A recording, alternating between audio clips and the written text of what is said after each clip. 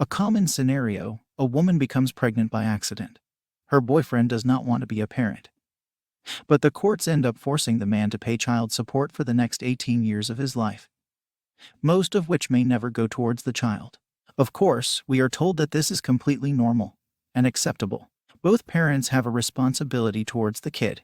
You can't opt out of being a parent. The child support is for the child's benefit.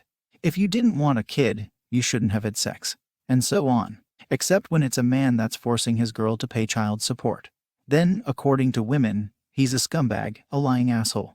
His child is to be pitied for being raised by him, etc. In this instance, a 20-year-old man asking for help online. His ex-girlfriend was pregnant and wanted to put the child up for adoption when it was born.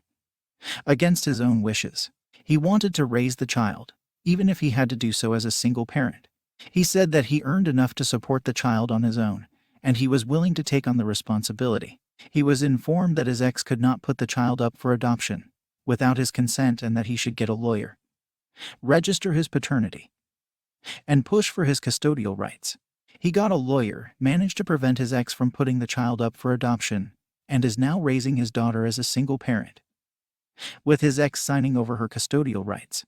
And oh yeah, after this all happened, and he had his daughter, he also got his lawyer to file for child support, and his ex now has to pay child support for the next 18 years. And she phoned him up livid, swearing at him and calling him every name in the book. A very common scenario that often occurs with the man having to pay the child support. But now that it's the woman, plenty of people have some choice thoughts for this man. But that was the point of adoption, so someone could take proper care of the child. This just seems like dirty tactics. She had a plan, but now has to pay child support instead, because the father wanted full custody. Another "she should have aborted her almost full-term baby" comment. And there are hundreds of other comments, calling him shitty, a scumbag, ice cold, and every other name in the book. To be fair, the majority of the people support him and think this is perfectly fine. But you can be sure that if this was a woman, nobody would have even blinked twice. When a woman is given the same treatment that men undergo all the time, she is seen as a victim. Furthermore, when a woman suffers the smallest consequences for her actions, people will excuse any and all behavior on her part.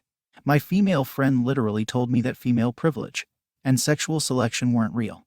When I explained that women are the gatekeepers of sex, and a woman can get laid anytime, any place, she said, "I'm sure if you just walked up to some girl, you could say, 'Hey, let's fuck,' and she'd go home with you." I laughed so fucking hard. No honey, thanks for the compliment. I mean it, but no, that just shows how wrong you are about men.